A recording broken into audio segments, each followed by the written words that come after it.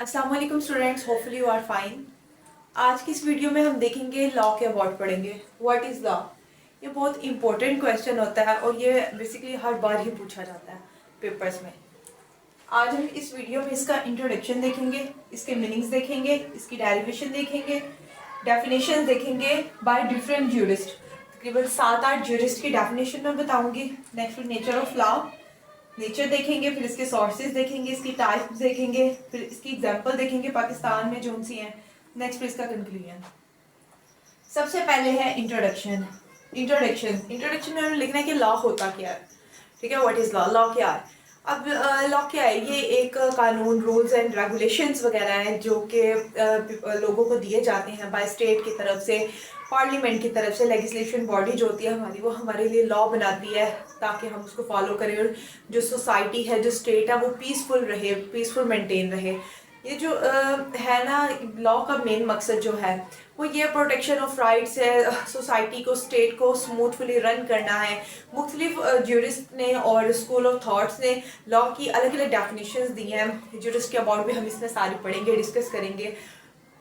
और लॉ क्यों बनाया जाता है एक सोसाइटी के लिए? जब सोसाइटी में तजाद वगैरह आ जाता है, लड़ाई झगड़े वगैरह होते हैं, तो फिर लॉ बनाया जाता है। जैसे कि एक कॉल भी है कि there will be chaos if there is no law. ठीक है, अगर यहाँ पर कोई लॉ नहीं है तो यहाँ पर फिर अफरा तफरी होगी, चाउस होगा। पहले ज़माने में पता क्या होता था कि लोगों का ना एक दूसरे के साथ झगड़ा करना वगैरह ये सारा कुछ होता था। ठीक है, फिर यहाँ वहाँ पर तो ना वहाँ के बड़े जो है वो कस्टम के अबाउट, जैसा कि हम लोग कस्टम में पढ़ा भी है हमने, उस तरह से ना रिजोल्व किया करते थे डिस्प्यूट्स को, झगड़ों को, लड़ाई झगड़ों को। लेकिन ना अब बाकायदा इसका एक लॉ बन गया है। जैसा कि अगर आपने ये जुर्म किया तो आपको ये सज़ा होगी। ये लॉ का एक मेन मकसद ये भी है कि जुराइम वगैरह को रोकना। ठीक है, जब लॉ वगैरह बनाए जाते हैं तो जाहिर सी बात है पनिशमेंट्स वगैरह के अबाउट भी बताया जाता है लॉ में। तो फिर ये होता है कि जो लोग जो होते हैं, जो बड़े काम करते हैं, वो फिर बाज रहते हैं कि उनको पता होता है अगर हम ये गलत काम करेंगे तो हमारे साथ ये होगा, हमें इनकी पनिशमेंट मिलेगी। सो इस वजह से वो फिर गलत काम भी नहीं करते और इस तरह से भी लॉ जो है वो बहुत मुफीद है। चलिए, अब इसका इंट्रोडक्शन हो गया। अब नेक्स्ट हम इसके मीनिंग्स देखते हैं, मीनिंग ऑफ लॉ। अब है लॉ का meanings. Law means a rule और सेट ऑफ रूल्स। ये मतलब लॉ का मतलब है रूल्स और रूल्स का सेट ऑफ रूल्स, या फिर rules and regulations, principles. Next है according to Black law dictionary meaning of law. अब इसका मीनिंग देख रहे हैं according to Black law dictionary. क्या है? सेट ऑफ रूल्स और प्रिंसिपल्स, यानी कि रूल्स का और प्रिंसिपल्स का एक सेट जो कि डील करता है, dealing with a specific area of a legal system. कि मतलब इन रूल्स और प्रिंसिपल्स का सेट जो कि डील करता है स्पेसिफिक एरिया को और लीगल सिस्टम को, वो लॉ होता है। अब इसकी डेरिवेशन देखते हैं, ड्राइव कहाँ से हुआ था। ठीक है, लॉ ड्राइव हुआ था जर्मन वर्ड से। जर्मन वर्ड से ड्राइव हुआ था। जर्मन वर्ड है lag. Law drive from German word lag. Lag का मतलब है समथिंग ले डाउन और फिक्स, कि कोई चीज जो कि ले डाउन और फिक्स है, जैसे लॉ फिक्स कर दिए गए हैं। ठीक है, वैसे है। German word lag means something lay down और fix. Definitions of law by different jurist. First इसकी सिंपल डेफिनेशन है कि law is a branch of knowledge. कि लॉ जो है ना वो एक ब्रांच, एक शाख है किसकी? नॉलेज की। दैट डील्स, जो डील करती है with rules, regulations and principle. किस चीज से डील करती है? रूल्स से, रेगुलेशन से और प्रिंसिपल से। प्रिंसिपल असूल होते हैं, रूल और रेगुलेशंस होती हैं कवानीन वगैरह। ठीक है, उससे डील करती है, ब्रांच है नॉलेज की। ठीक है, नेक्स्ट इसकी डेफिनेशन है according to Roman scholars.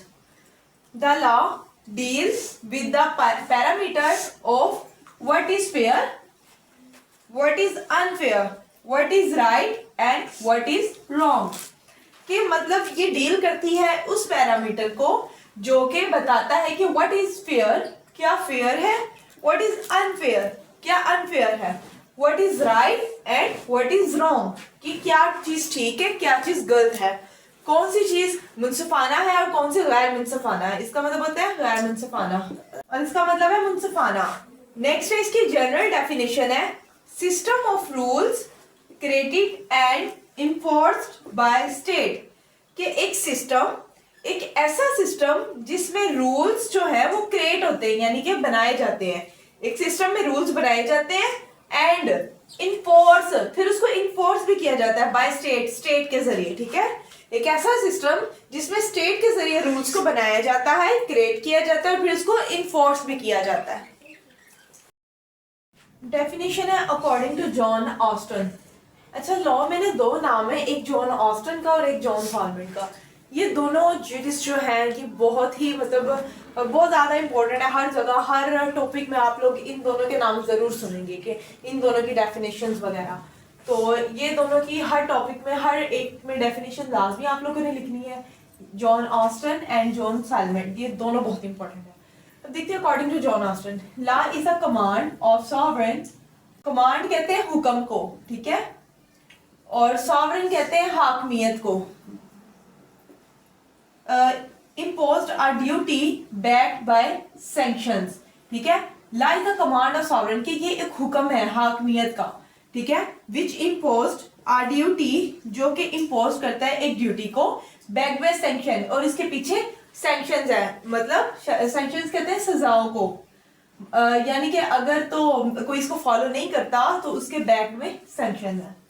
Next है according to John Salmond, body of principles recognized and applied by the state in the administration of justice। इसका मतलब है कि एक बॉडी, किस चीज की बॉडी है, प्रिंसिपल्स की, असूलों की बॉडी, जो कि रिकॉग्नाइज्ड है, या रिकॉग्नाइज का मतलब होता है पहचानना, ठीक है, रिकॉग्नाइज्ड है, पहचानी जाती है, एंड अप्लाइड, अप्लाई करना, अप्लाइड होता है अप्लाई करना किसी को, फॉर एग्जांपल अप्लाई करना, अप्लाई करती है बाय द स्टेट, स्टेट की तरफ से, in the administration of justice, ठीक है, एडमिनिस्ट्रेशन ऑफ जस्टिस में।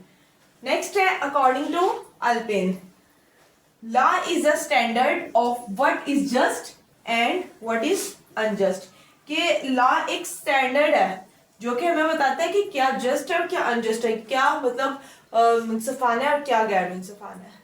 नेक्स्ट है अकॉर्डिंग टू प्रोफेसर ग्रीन, ये भी एक ज्यूरिस्ट है। पहले मैंने आप लोगों को 6 डेफिनेशंस करवा दी है, ये 7th है।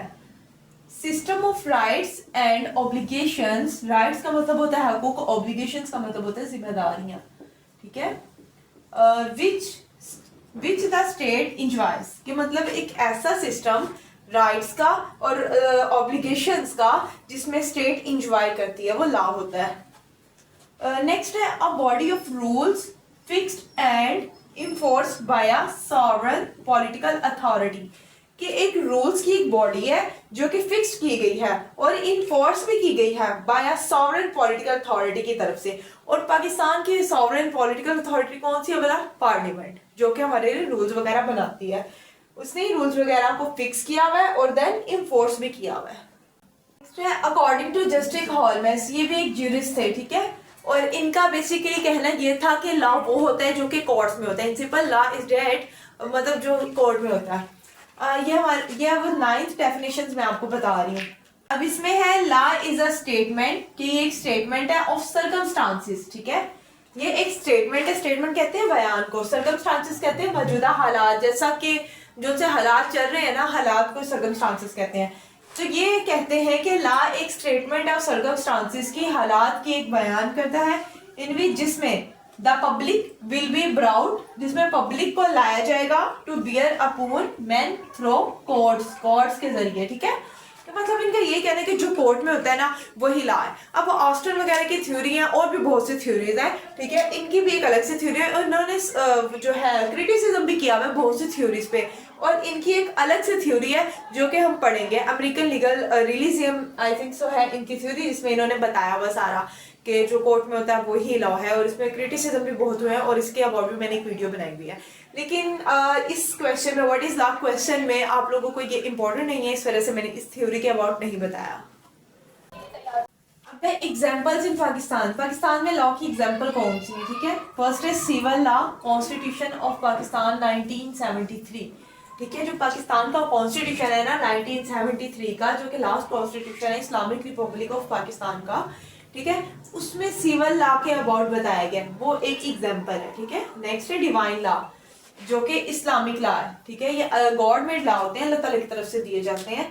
और इन सब की जितने भी लॉज हैं ना, ये जितने भी टाइप्स के लॉ लिखे हैं और जितने भी लॉ हैं, इन सब के ऊपर अलग अलग पूरी एक वीडियो भी बनी हुई है, क्योंकि अलग से भी क्वेश्चन पूछा जाता है, तो वो आप लोग देख सकते हैं।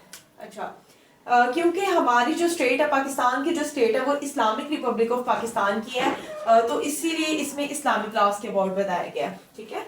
नेक्स्ट है इसके सोर्सेज। लॉ के सोर्सेज कौन से? सबसे फर्स्ट पे लेजिस्लेशन, दूसरा है प्रेसिडेंट, थर्ड पे एग्रीमेंट एंड कस्टम। लेजिस्लेशन में लेजिस्लेटिव बॉडी होती है जो कि हमारे लिए लॉ मेक करती है। प्रेसिडेंट में जो होता है ना, ये डिसीजन होते हैं, प्री डिसीजन होते हैं जो कि जजेस वगैरह लेते हैं और नेक्स्ट किसी भी केस में वो फिर काम आते हैं।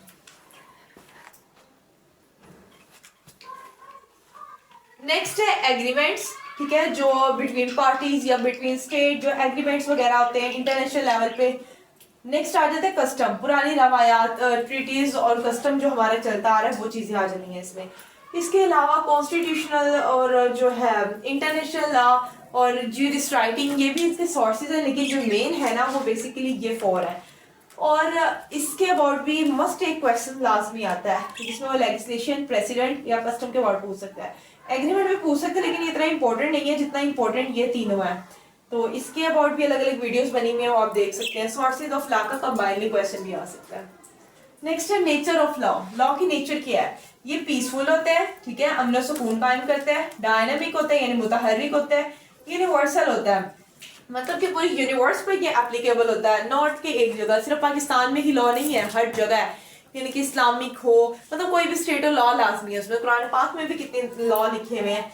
और सुकून पीसफुल भी होता है, लाजमी बात है। बैक बाय सैंक्शन, ये भी हर एक रूल लॉ में शामिल है। इसकी नेचर ही ऐसी है कि जो इनसे लॉ वगैरह होते हैं, अगर उसको बे नहीं किया जाएगा उसके बैक पे सैंक्शन होगी। सैंक्शन कहते हैं सजा को, ठीक है।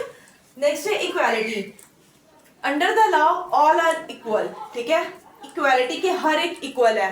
Everyone is equal under the law, no one is above, ठीक है, कि हर एक को इक्वालिटी हासिल है, चाहे वो क्रिश्चियन हो चाहे वो मुसलमान हो, सब कानून की नजर में बराबर है।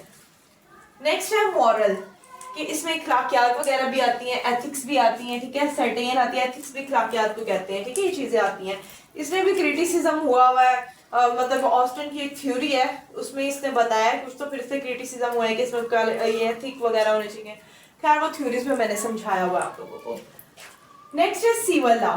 इसकी टाइप में से एक टाइप है सिविल लॉ की, ठीक है, जिसमें सिविल लॉ के अबाउट बताया है। नेचुरल लॉ जो कि नेचुरली होते हैं, फिर divine law God made law होते हैं जो कि अल्लाह ताला की तरफ से दिए जाते हैं। पॉजिटिव लॉ ये मैन मेड लॉ होते हैं जो कि बनाती है पार्लियामेंट वगैरह। कस्टमरी लॉ वो लॉ होते हैं कि मतलब जो कस्टम पे बेस करते हैं, हमारे पुराने जमाने से, कदीम जमाने से चलते आ रहे हैं। नेक्स्ट है नेशनल लॉ जो कि हमारे स्टेट के लॉ होते हैं। नेक्स्ट फिर आ जाते हैं इंटरनेशनल लॉ जो कि स्टेट्स के दरमियान के लॉ होते हैं। नेशनल लॉ होते हैं हमारे स्टेट के, लेकिन बस पाकिस्तान के। इंटरनेशनल लॉ के जो इसने दूसरे कंट्री से रिलेशन कायम किए उनके साथ होते हैं। बाकी क्रिमिनल लॉ, इतनी सारी इसकी भी क्लासिफिकेशंस है, उन सब के अबाउट मैंने अलग अलग भी वीडियो बनाई है, आप लोग देख सकते हैं। तो ये सारा आज का क्वेश्चन था। इसके बाद आप इसका कंक्लूजन लिख दें। कंक्लूजन में बेसिकली हमने लिखना क्या होता है, जितना भी हमने ऊपर सारा पढ़े सबको कंक्लूड करके लिख देना होता है। हम जैसे कि कंक्लूजन में बता सकते हैं कि लॉ कैसा है, क्यों होता है, क्या ये करता है, और इसकी एग्जांपल वगैरह भी लिख सकते हैं आप। इसकी नेचर वगैरह के अबाउट थोड़ा बता दें, इसके काइंड्स के अबाउट बता दें, मतलब कंक्लूड करके एट द एंड कि आपने ना उसको शॉर्ट फॉर्म में लिख के बता देना है, तो हमारा क्वेश्चन कंप्लीट। ओके, अल्लाह हाफिज़, टेक केयर, मिलते हैं नेक्स्ट वीडियो में।